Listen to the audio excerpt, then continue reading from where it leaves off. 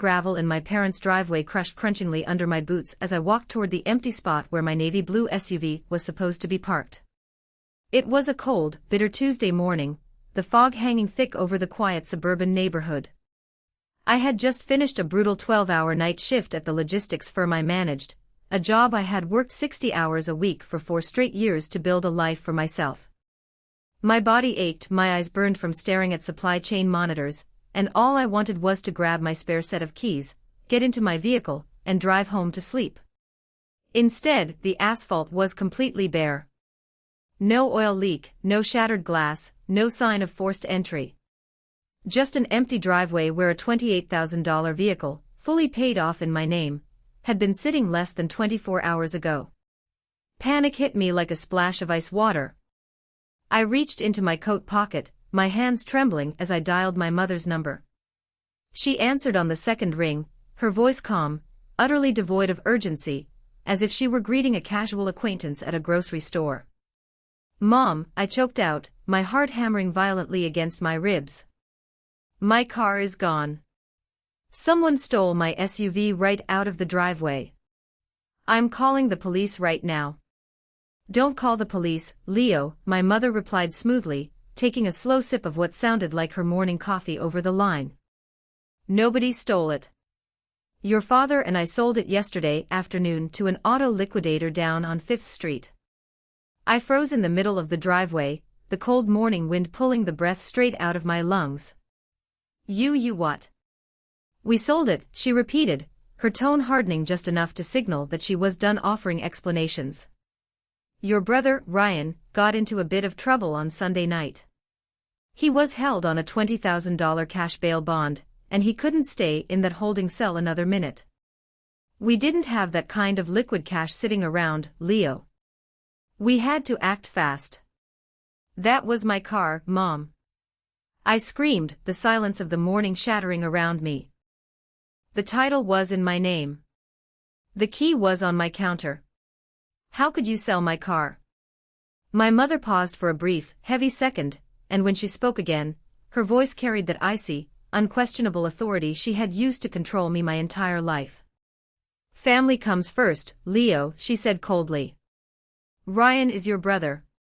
You can take the bus until you save up for another one. Family makes sacrifices for each other." She hung up the phone. I stood alone in the cold driveway, staring at the empty space on the pavement. But as the shock wore off, a dark, sharp clarity settled over me. They thought they could strip away my hard-earned life to save their reckless golden child, hide behind a cheap emotional aphorism, and expect me to bow my head and accept it. They said family comes first. Right then, standing in that empty spot, I made a quiet promise to myself. I was going to follow their rule to the exact letter, and make sure they paid for every single cent they took. To understand how my parents felt so completely justified in handed over my property to bail out a grown man, you have to understand the dynamic of the Miller household. For as long as I can remember, my family operated on a strict, unwritten hierarchy. At the absolute top sat my younger brother, Ryan. At the bottom, holding up the weight of everyone else's expectations, sat me. My father, Richard Miller, was a middle manager at a regional paper distribution company. He was a man obsessed with legacy, pride, and the illusion of success, even though his own career had plateaued 20 years ago. My mother, Brenda, was a woman whose entire identity was built around her children, or more accurately, built around Ryan's potential to bring her social status. Ryan was born 2 years after me, and from the moment he drew breath, the golden light of the household shone exclusively on him. Ryan was charismatic, tall, athletic, and possessed the kind of easy, lazy charm that convinced people he was destined for greatness, even when he put zero effort into anything he did. If Ryan threw a football across the yard, my father talked about it for a week like he was training a future NFL draft pick. If Ryan scored a C on a basic algebra test, my mother cooked his favorite roast dinner to celebrate his hard work. I, on the other hand, was the reliable child, which, in my parents' eyes, was just a polite synonym for invisible. I was quiet, analytical, and intensely independent from an early age. When I earned top marks in school, my father would give my report card a quick glance, sign his name at the bottom, and ask if I knew where Ryan had left his baseball cleats. When I took up an interest in coding and logistics in high school, my mother told me that spending so much time indoors wasn't natural, suggesting I should spend more time carrying Ryan's gym bag to his games, so I could learn how to be part of a team. The economic favoritism was even more stark. When Ryan turned 16, my parents scraped together $7,000 from their emergency savings to buy him a black sports sedan, a car he proceeded to wrap around a telephone pole for months later while racing a friend down back roads. Did they ground him? Did they make him pay for the damage? No. Brenda held him on the couch, cried about how precious his life was, and Richard filed an insurance claim to buy him a safer, newer pickup truck 2 weeks later. When I turned 16, I asked if there was any money left in a college fund for me. My father chuckled, patted my shoulder, and said, "Leo, you're a smart kid. You've got a good head on your shoulders. You'll figure it out.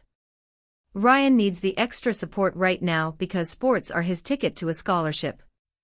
So I figured it out. I got a job at 15 stocking shelves at a local hardware store after school. I took night shifts, weekend shifts, and holiday coverage. Every dollar I earned went straight into a high-yield savings account I opened without my parents' knowledge.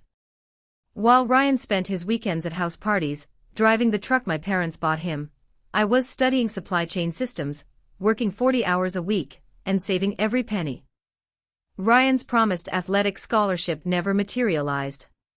He was dropped from his high school team during his senior year for failing drug screenings and skipping practice. But instead of letting him face reality, my parents doubled down on their enabling behavior. When Ryan declared he wanted to be an entrepreneur, Richard took out a second mortgage on our family home to give Ryan $30,000 to launch a custom automotive detailing business. Ryan ran the business for 8 months. He spent the money on high-end clothes, expensive tools he didn't know how to use, and taking his friends out to expensive steak dinners. When the business predictably went bankrupt, leaving $30,000 in debt, my mother blamed the local economy, claiming the town wasn't ready for Ryan's vision. Meanwhile, I went to community college, paying my tuition entirely out of pocket. I rented a tiny, 400-square-foot basement apartment near the logistics hub on the edge of town. My apartment had peeling linoleum floors, a stove that only had 2 working burners, and a radiator that clanked continuously throughout the winter night. But it was mine. I bought my own food, paid my own health insurance, and paid every single bill on time without ever asking Richard or Brenda for a dime. After finishing my degree in logistics and operations management, I was hired by a major regional shipping firm. I started as an entry-level dispatcher, pulling long night shifts, managing frantic truck drivers, and fixing routing errors that saved the firm tens of thousands of dollars. Within 4 years, through sheer grit, zero sleep, and relentless discipline, I was promoted to regional operations manager. My salary hit $85,000 a year. The very first thing I did with my hard-earned career security was save up for a reliable, safe vehicle.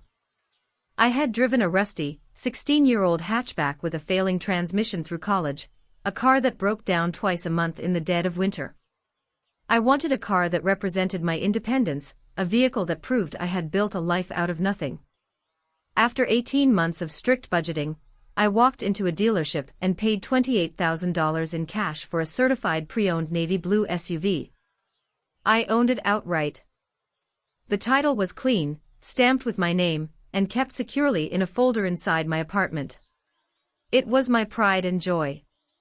Because my lease was ending and I was looking for a house to buy, I had temporarily moved some of my storage boxes back into my old childhood bedroom at my parents' house, visiting them on weekends to keep the peace. I kept a spare key to my SUV on the magnetic hook near the kitchen counter, a key my parents knew was strictly for emergencies, like if I needed my car moved out of the driveway while I was sleeping after a 24-hour shift. I believed that despite the obvious favoritism, despite the fact that they had invested everything into Ryan and nothing into me, we still shared a fundamental baseline of respect. I thought that as long as I carried my own weight, stayed out of trouble, and played the role of the quiet, successful eldest son, they would at least leave my life alone. I was dead wrong. I failed to realize that in the Miller house, my independence wasn't respected. It was viewed as an untapped bank account waiting to be liquidated whenever Ryan messed up. Look, I want to be completely fair here. I know parents naturally worry about a child who is struggling more than one who has things under control. It's human nature for a mother and father to want to protect their son from sitting in a dangerous county jail cell. Ryan was my younger brother, and I acknowledge that he grew up under the crushing weight of my parents' unrealistic expectations, which messed up his perception of reality. My parents worked hard over the years to keep our childhood home running, and they had their own financial pressures to deal with. But there is a massive line between helping a struggling child and stealing the legal property of your other child to cover up a criminal mess. The full nightmare of what had happened over the weekend began to surface piece by piece over the next 2 hours.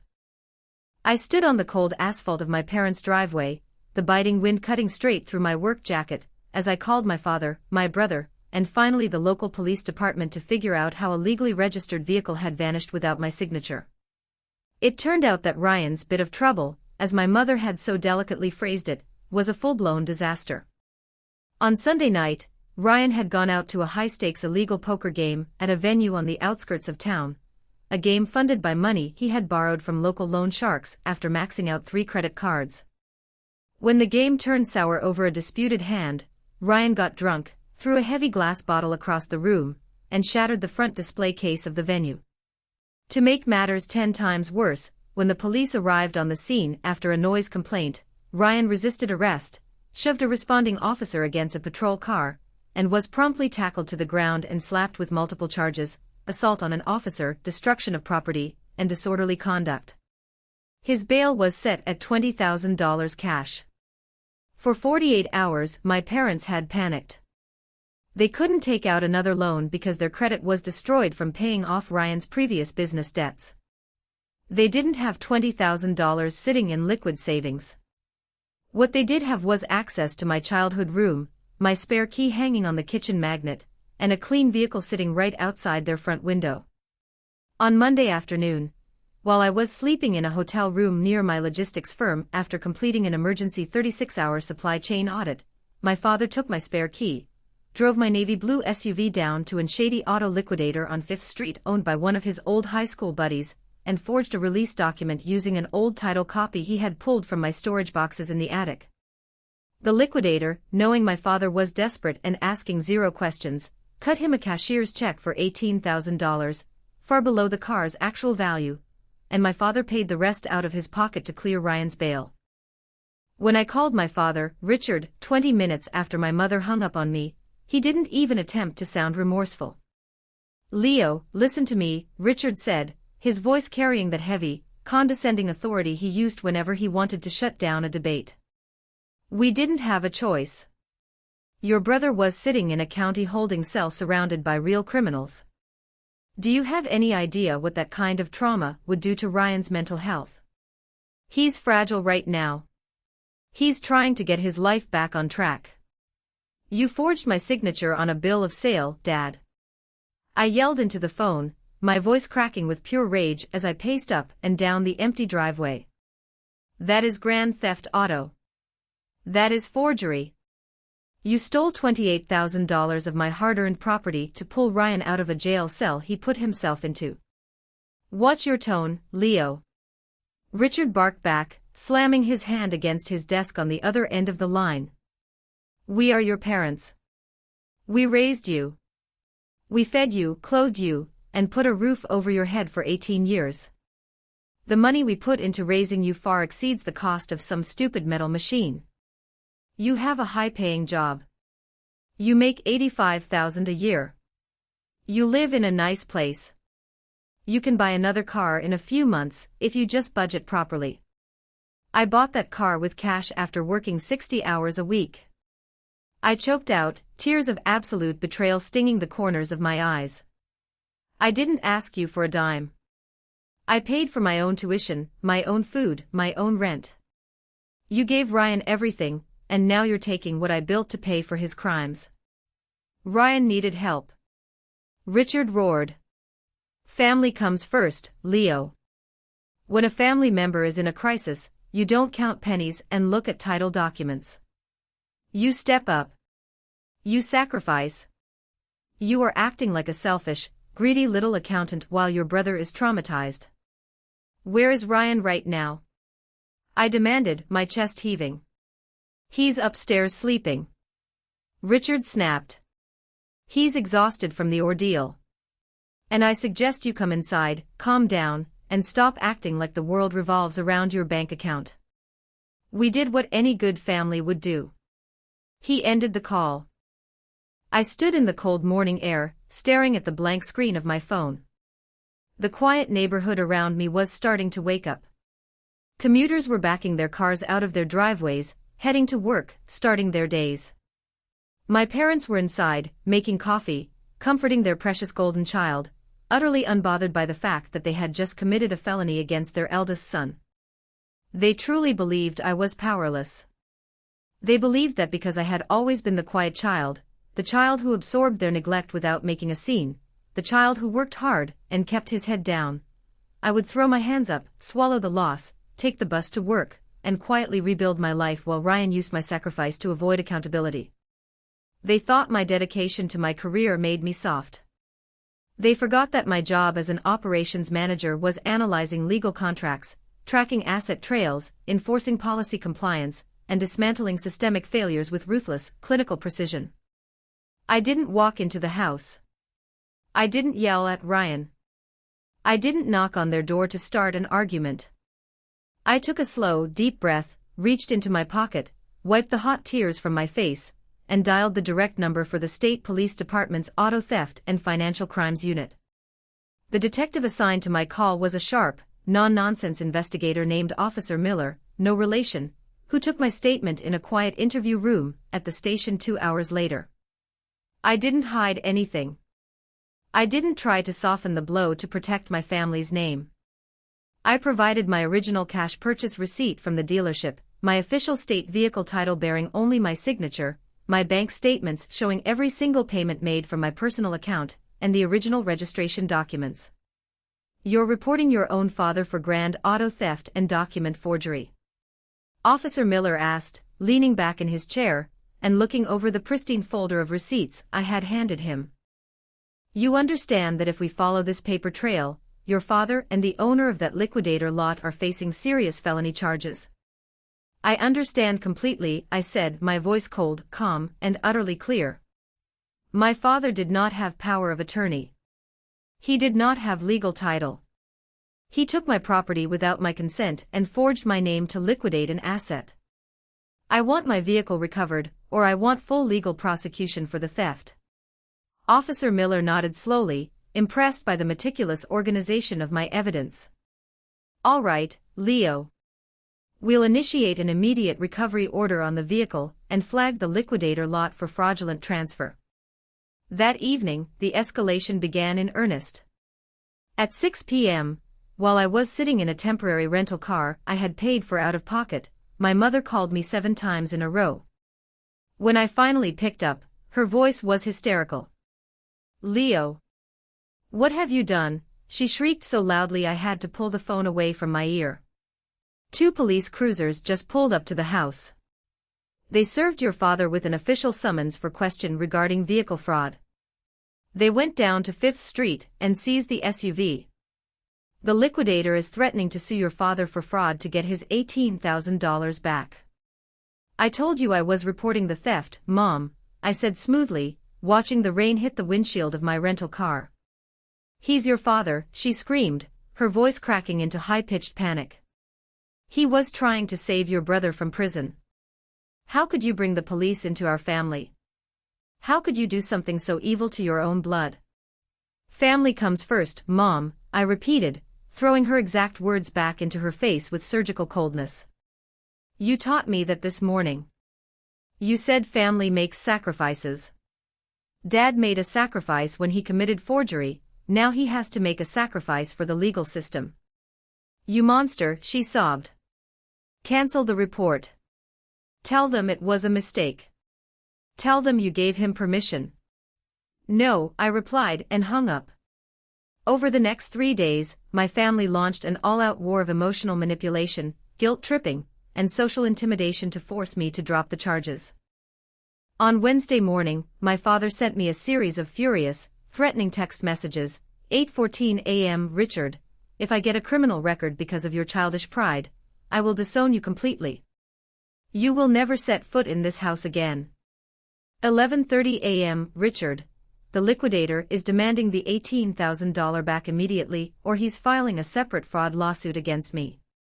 We don't have the money because it went to Ryan's bail bond. You are ruining this entire family over a piece of metal. 4:45 p.m. Richard, your mother hasn't stopped crying for 2 days. She can't sleep. Her blood pressure is dangerously high. If anything happens to her health, it is entirely on your hands. I didn't reply to a single message. Instead, I saved every text, screenshotting the messages, creating backed-up PDF files, and forwarding them directly to Officer Miller as evidence of witness intimidation and tampering. By Thursday, when personal threats failed to bend my will, my parents recruited the extended family to execute a coordinated intervention campaign. My Aunt Sarah, my mother's sister who lived 2 states away, and hadn't spoken to me in 3 years, called me during my lunch break. Leo, honey, and Sarah began, adopting a fake, overly sympathetic tone that made my stomach turn. Your mother called me in tears today. I know you're hurt about the car, it was a terrible misunderstanding. But family is all we have in this world. Your brother made a stupid mistake, and your parents were just acting out of desperate love. You can't put your own father in prison. What will the relatives say? How will your father keep his job at the paper company if he has a felony record? Aunt Sarah, I said calmly, leaning back in my office chair. Did my mother mention that my father forged my legal signature? Well, yes, but did she mention that I paid $28,000 of my own hard-earned money for that car while working 60 hours a week? Leo, you have a great career, she argued, her tone turning sharp. You can afford to move past this. Ryan doesn't have your abilities. He's fragile. You need to be the bigger person. Being the bigger person is just what people say when they want the victim to shut up and take the abuse, I said flatly. If you're so concerned about Ryan's bail and Dad's legal fees, why don't you wire them $18,000 yourself? Aunt Sarah gasped in offense. That is completely different. It's not my responsibility. Exactly, I said. And it isn't mine either. I hung up and immediately blocked her number. By Friday afternoon, the pressure reached a boiling point.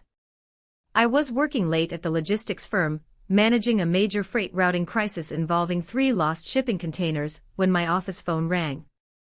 It was the front desk security guard. Mr. Miller, the guard said nervously over the intercom.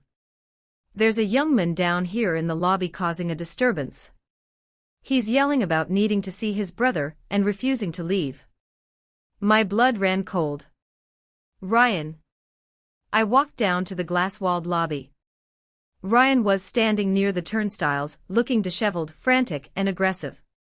He was wearing an expensive leather jacket, bought, no doubt, with money he didn't have, and his face was flushed red with anger. 2 security guards were standing between him and the main elevators. Leo.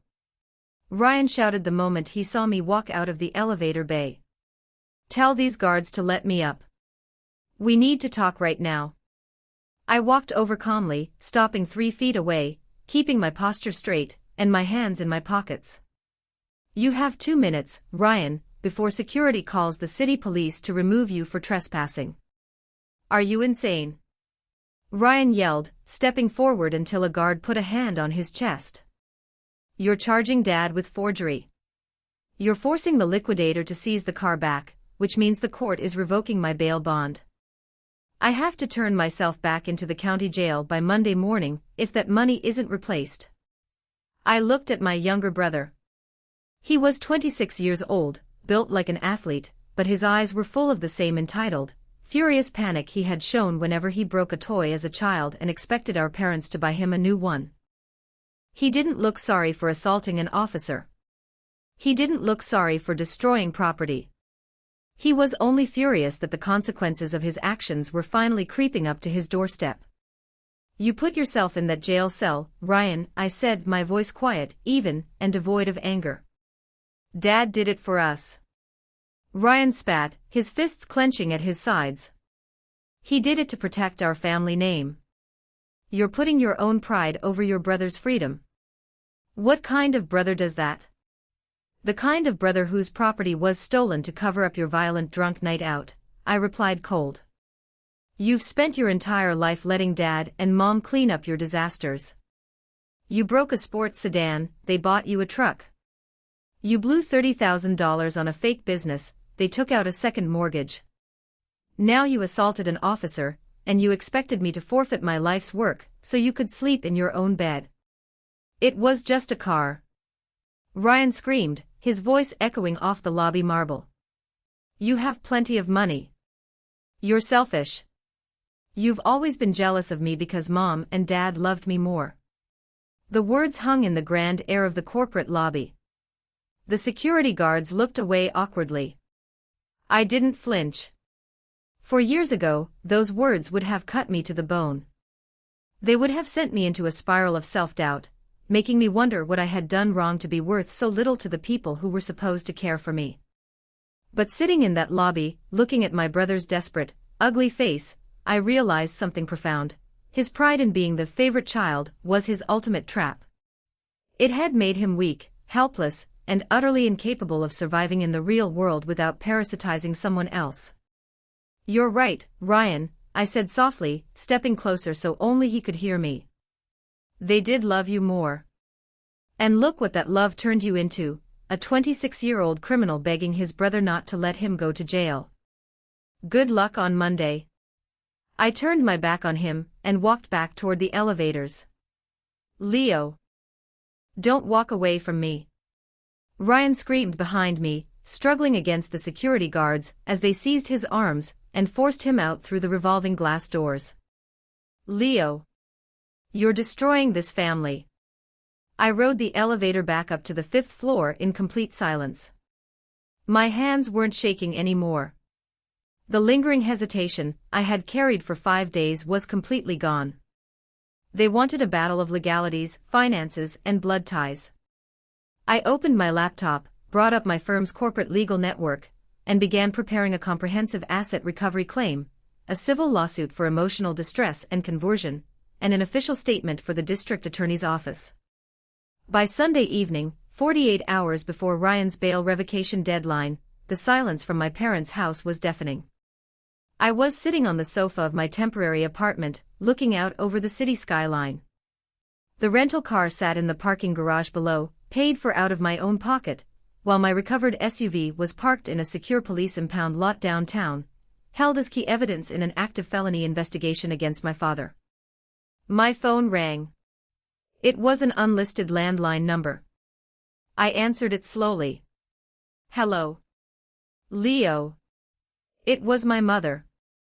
But her voice didn't carry the sharp, commanding fury it had possessed on Tuesday, nor the hysterical screeching of Thursday. She sounded old, hollow, and completely broken. "Mom," I said flatly. "Leo, please," she wept quietly into the receiver, her breath coming in ragged, shallow hitches. "Your father received an official notice from the prosecutor's office this afternoon. They are filing formal felony indictment charges for grand theft auto and forgery of a state document. The court hearing is scheduled for next month. If he is convicted, he will lose his pension. He will lose his job at the paper company. We will lose the house." I didn't speak. I sat in the dim light of my living room, listening to the tick of the wall clock. "And Ryan," she continued, her voice dissolving into desperate sobs. "Ryan has to surrender himself to the county jail tomorrow morning at 8 o'clock. His bail bond was officially revoked because the liquidator demanded his funds back from the court after the police seized the car. He's terrified, Leo. He's up in his room packing a small bag, crying.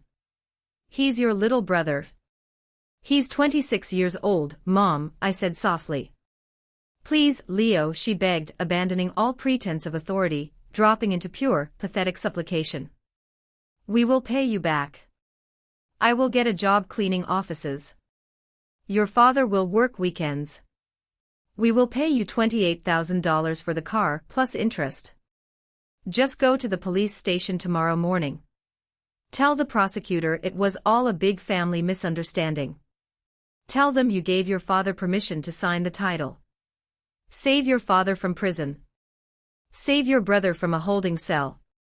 I am begging you on my knees, son. Please. The silence stretched long between us. For 28 years, I had wanted nothing more than to hear my mother use that tone with me, not a tone of begging, but a tone that acknowledged my existence, my value, my agency. I had spent my entire youth trying to earn her love by being quiet, reliable, and helpful, hoping that one day she would look at me with the same fierce, unconditional devotion she gave to Ryan. Now here she was on her knees, begging me to save her home, her husband and her golden child. And in that quiet, profound moment, I realized the horrifying truth. Even now, in her absolute desperation, she wasn't asking for my forgiveness. She wasn't apologizing for stealing my car. She wasn't acknowledging the years of neglect, the economic exploitation, or the emotional abuse. She was simply asking me to destroy my own legal integrity, commit perjury before a grand jury, and take the blame for their crime, so that her precious family illusion could remain intact. She didn't love me as a son. I was just a utility, a tool to be used when times were good, and a scapegoat to be sacrificed when times were bad. Mom, I said, my voice steady, calm, and as cold as ice. Yes, Leo. You'll do it. You'll drop the charges, she asked frantically, a small spark of hope rising in her voice. Do you remember what you told me on Tuesday morning when I called you standing in your empty driveway? I asked quietly. She paused, confused. Leo, please, that doesn't matter right now, family comes first, Mom, I interrupted smoothly. That's what you said. You said family makes sacrifices for each other. Yes. Yes. That's right, she cried out.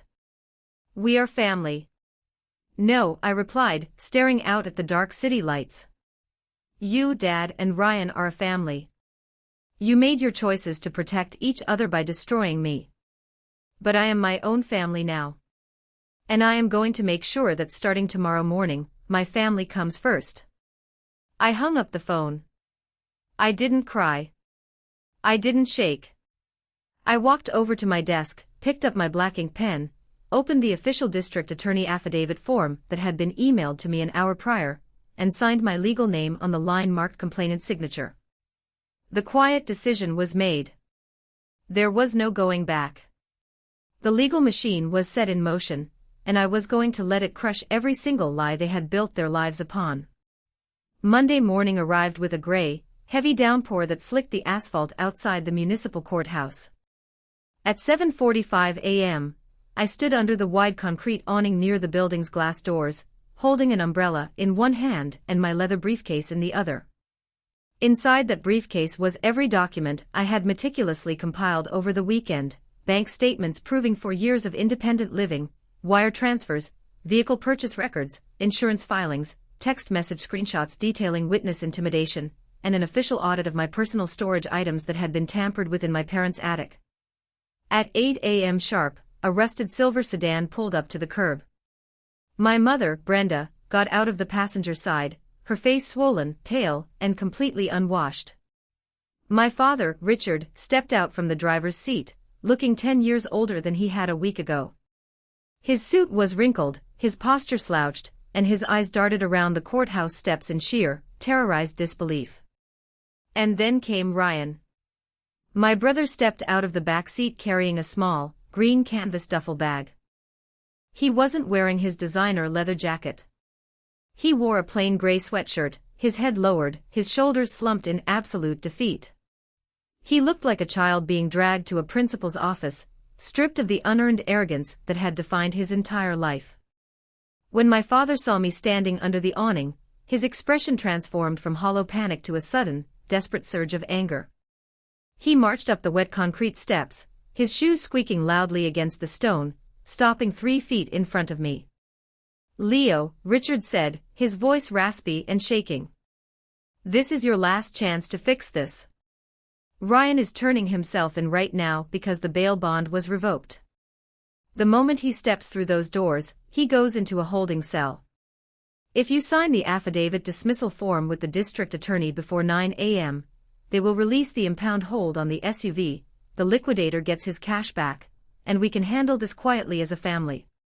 I'm not signing a dismissal, Dad, I replied, my voice completely level. In fact, I'm meeting with Assistant District Attorney Vance in 15 minutes to hand over additional evidence. My mother let out a strangled, pathetic gasp, clutching Richard's arm as she began to sob openly on the courthouse steps. Leo. How can you be so heartless? Look at your brother. He's terrified. You're sending your own blood to jail over money.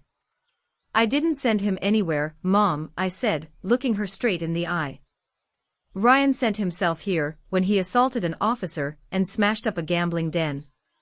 And Dad brought himself here when he committed grand auto theft and document forgery. I am simply letting the consequences catch up to the people who created them.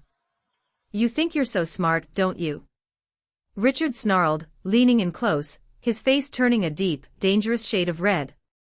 You think because you got a corporate job and bought a nice car that you're better than us. We made you, Leo. Everything you have, everything you know, is because we gave you a foundation. And now you're throwing your father to the wolves. A foundation? I chuckled softly, a dry, cold sound that echoed under the awning. You didn't give me a foundation, Dad. You gave me neglect. You gave me cold shoulder treatments while you poured every dollar, every ounce of affection, and every bit of attention into Ryan. You took out a second mortgage for his failed business, while telling me there was no money for my college. You bought him 2 cars while I drove a rusted bucket with a broken transmission. I built my life despite your foundation, not because of it. We gave you a roof over your head, my mother shrieked, her voice drawing stares from court bailiffs and attorneys entering the building. We fed you. We clothed you. Which is the bare legal minimum required of a parent, I countered sharply. And you used that basic duty as leverage to steal $28,000 from me the moment Ryan got into trouble. Before my father could launch into another furious tirade, a tall, sharp-dressed woman in a navy-tailored suit stepped out through the main courthouse doors. It was Assistant District Attorney Clara Vance, the senior prosecutor assigned to the Financial Crimes and Auto Theft Division. Mr. Leo Miller. ADA Vance asked, checking a file folder in her hands. Yes, ma'am, I said, stepping forward and extending my hand. I'm ADA Vance, she said, shaking my hand firmly before turning her razor-sharp eyes toward Richard and Brenda. And you must be Richard Miller. Mr. Miller, your public defender should have informed you that your preliminary arraignment for grand theft auto and felony forgery is scheduled for 10:30 a.m. in courtroom 4B. You should not be speaking to the victim or key witness without your legal counsel present. Victim. Richard spat, gesturing wildly toward me. He's my son. This is a private family dispute. He's lying about the forgery. I had full verbal permission to sell that vehicle to cover a family emergency. ADA Vance's expression turned into a mask of pure, unyielding ice. She reached into her folder, pulled out a high-resolution printed document, and held it right in front of my father's face. Verbal permission, Mr. Miller. ADA Vance asked, her voice dripping with clinical sarcasm. This is a certified copy of the bill of sale recovered from the 5th Street Auto Liquidator lot. The state forensic handwriting analyst completed an emergency comparison this morning using your signature on your state driver's license and the signature on this title release. Richard went completely still. The color drained from his face so fast it looked as if he were about to faint right onto the wet steps. The analyst confirmed a 100% match to your handwriting, Mr. Miller, ADA Vance stated calmly. You didn't just sign your son's name, you attempted to mimic his signature from an old tax document pulled from his storage box. That constitutes aggravated felony forgery under State Statute 504. Furthermore, we reviewed the security footage from the 5th Street Liquidator lot. You explicitly told the lot owner that your son was out of the country, and had authorized you via power of attorney, a document you failed to produce because it does not exist. My mother stumbled backward, catching herself against the stone pillar, her mouth working silently as if she were drowning. Ryan stared at his father in complete, unadulterated horror. "Dad," Ryan whispered, his voice cracking. You forged it. You told me Leo agreed to sell the car to get me out." The reveal hit the air like a thunderclap. Ryan had believed my parents' narrative. He had been told that I voluntarily handed over my car keys to pay his bail bond, and that my subsequent police report was a sudden, vindictive betrayal born out of sudden jealousy. He hadn't known that my father had snuck into my storage, stolen my title, forged my name, and liquidated my asset while I was sleeping after a work shift. "Ryan, shut up." Richard panicked, grabbing his younger son by the shoulder. "Don't say another word."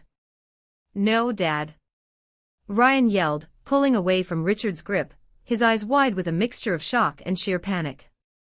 "You told me Leo gave you the keys. You told me he said family comes first, and handed it over. You lied to me. I did it to save you." Richard roared, his voice breaking. "You didn't do it to save him, Richard," Ada Vance interrupted coldly, snapping her folder shut. "You did it because you've spent 20 years using illegal shortcuts, financial fraud, and emotional coercion to shield your younger son from reality. But the state legal system does not honor your family hierarchy. Mr. Leo Miller has provided an airtight, ironclad paper trail. We are proceeding with all felony charges." Ada Vance turned to two armed court bailiffs standing near the entrance. "Bailiffs, please escort Mr. Ryan Miller down to central booking for his bail revocation processing, and ensure Mr. Richard Miller remains in the building until his 10:30 a.m. arraignment." As the bailiffs stepped forward, taking Ryan by the arms, my brother didn't scream or fight. He looked over at me, really looked at me, for the first time in his life. The golden child illusion was completely shattered. He saw the cold, unshakable reality of what his parents' enabling had brought him to: a cold holding cell, a father facing felony indictments, and an elder brother who would never hold out a safety net for him ever again. "Leo," Ryan whispered, choked, as he was led through the heavy glass doors into the courthouse. I didn't answer. I adjusted my briefcase, turned to Ada Vance, and walked inside behind them, stepping over the threshold into the light of absolute justice. The courtroom during Richard's preliminary arraignment at 10:30 a.m. was stripped of all dramatic theatrics. It was characterized by the swift, mechanical, and devastating efficiency of the state legal system. My father sat at the defense table beside a court-appointed public defender, a young, overworked attorney who had spent 15 minutes reviewing the case file, and realized almost immediately that there was zero defense against a forensic handwriting match and security camera footage. My mother sat 3 rows behind him in the public gallery, weeping silently into a crumpled tissue, utterly ignored by the court staff. I sat on the opposite side of the gallery, flanked by Ada Vance and Officer Miller. I kept my posture straight, my expression calm, and my eyes fixed forward. Judge Harrison, a stern, gray-haired woman with 30 years on the bench, peered over her glasses at the charging documents before looking down at my father. "Mr. Richard Miller," Judge Harrison began, her voice echoing through the quiet courtroom. "You are charged with grand theft auto, felony forgery in the 2nd degree, and uttering a fraudulent instrument. The evidence presented by the prosecution includes physical asset recovery, forensic document analysis, and recorded security surveillance." My father's attorney stood up slowly. "Your Honor, my client acknowledges the severity of these allegations, but we request leniency based on the unique family context. My client was acting under extreme emotional distress to secure bail for his younger child. The victim in this case is his eldest son. The victim in this case," Judge Harrison interrupted sharply, her gavel tapping once against the wooden desk, "is an independent adult citizen whose property was stolen and forged by a family member who believed himself above the law. The law does not recognize family context as an affirmative defense for felony document forgery. Judge Harrison looked directly at Richard. "Mr. Miller, your actions were calculated, predatory, and executed with a complete disregard for the legal rights of your eldest son. Furthermore, the prosecution has submitted evidence of witness intimidation via text messaging sent to the victim following the report." Richard bowed his head, his hands trembling against the polished wood of the defense table. "Bail is set at $25,000 bond or 10% cash," Judge Harrison ruled firmly. "In addition, a temporary orders of protection is issued. You and your wife are strictly prohibited from contacting Mr. Leo Miller directly, indirectly, through third parties, or coming within 500 feet of his residence or place of employment. If you breach this order, your bail will be immediately revoked." The gavel came down with a sharp, definitive thwack. As the bailiffs led my father toward the side processing room to be fingerprinted and booked, he turned his head toward the gallery. His eyes locked onto mine. There was no more anger in his gaze, no more condescending authority, no more talk of family coming first. There was only a hollow, terrifying recognition that he had destroyed his own life, his career, his pension, and his family in a desperate attempt to protect a golden child who was currently sitting in a holding cell 2 floors below him. 2 weeks later, the civil and financial dominoes fell in rapid succession. Faced with overwhelming forensic evidence, my father agreed to a negotiated plea agreement arranged by the district attorney's office to avoid a lengthy prison sentence. He pled guilty to felony forgery and misdemeanor theft. The legal consequences were absolute. He was sentenced to 3 years of strict formal probation and 200 hours of mandatory community service. He received a permanent criminal felony record, which resulted in his immediate termination from his paper distribution company, stripping him of his senior severance package and tanking his retirement pension options.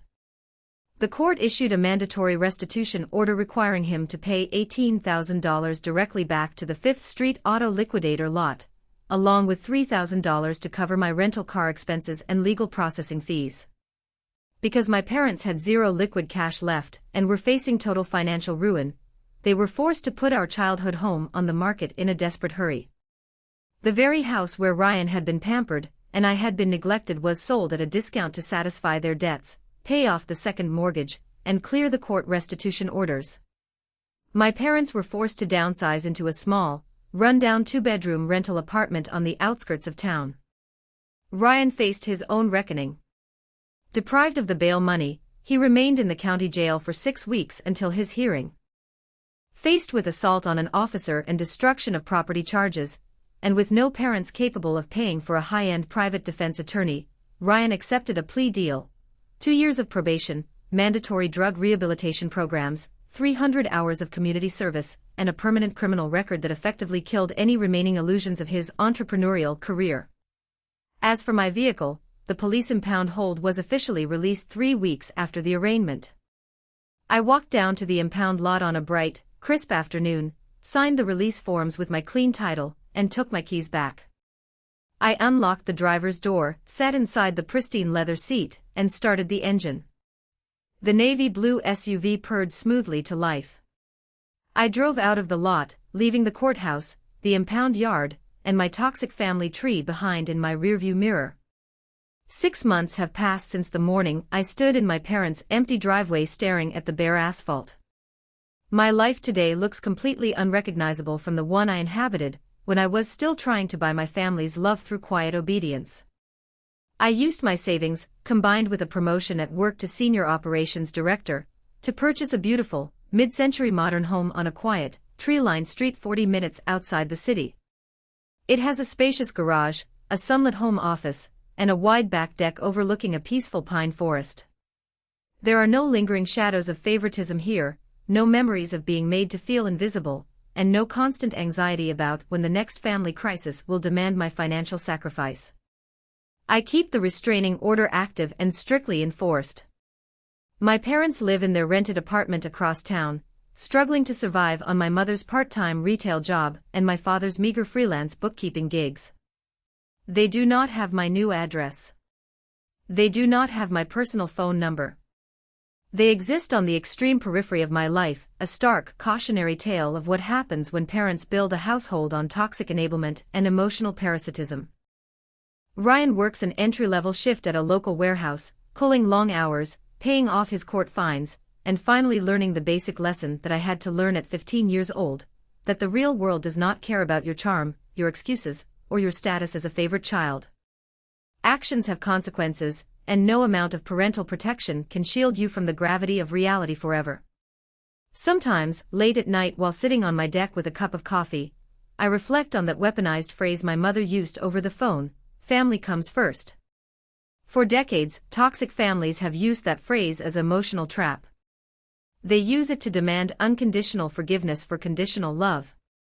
They use it to force the quiet, responsible child to subsidize the reckless, destructive behavior of the favored child. They use it to gaslight you into believing that setting boundaries, demanding respect, and enforcing legal rights makes you a selfish monster. But I have redefined what that phrase means to me. Family does come first. But family isn't defined by a shared surname, a biological bloodline, or a birth certificate. Family is defined by the people who respect your boundaries, celebrate your hard-earned victories, protect your peace, and would never dream of stealing your life's work to cover up their own failures. I chose to be my own family first. I chose to respect my own labor, my own integrity, and my own future. And in doing so, I didn't destroy a family, I simply allowed a fake one to destroy itself under the weight of its own lies. To anyone reading this who is currently sitting in the shadows of a household, where you are expected to suffer in silence, so a golden sibling can shine, hear me clearly. You do not owe your life, your hard-earned money, or your peace of mind to people who only view you as a resource to be exploited. It is not your job to save people who willingly jump into fires, and it is certainly not your duty to burn yourself down to keep them warm. Hold your line. Document everything. Build your independence brick by brick. And when they tell you that family comes first, look them dead in the eye and show them that your self-respect comes first, second, and always. What would you have done if your parents sold your paid-off vehicle to bail out a sibling who broke the law? Would you have filed felony charges against your own father, or would you have swallowed the loss to keep the peace? Let me know your thoughts in the comments below. Don't forget to hit that like button, subscribe to the channel, and turn on notifications for more dramatic real-life story breakdowns. I'll see you all in the very next video.